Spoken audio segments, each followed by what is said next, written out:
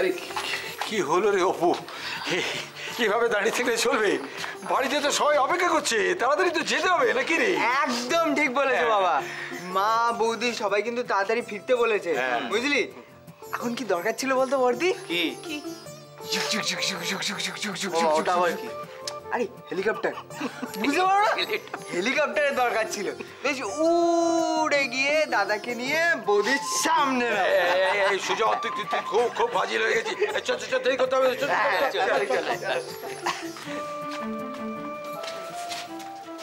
বুঝলি, তোর বদমাইশি ছাড়া কিছু মাথায় আসে না? না কেন আসবে না, অনেক কিছু মাথায় আছে। তাই নাকি? হ্যাঁ, যেমন দেখ, তোর যে এখন মারাত্মক খিদে পেয়েছে, তুই কি ভেবেছিস সেটা আমি বুঝতে পারিনি। আরে বাবা, থ্যাংক ইউ থ্যাংক ইউ। বৌদি পাঠিয়েছে। কাকা তাহলে এবার একটু চা বিস্কুট যদি খাওয়া যায়। খেতে খুব ইচ্ছে করছে, কিন্তু এখন আর দেরি করা যাবে না, এখন বাড়ি গিয়ে যাওয়া হবে। শুভ অষ্ট ছিল। আরে কি হলো রে, চল দাঁড়িয়ে রইলি কেন? গাড়িতে যেতে হবে তো।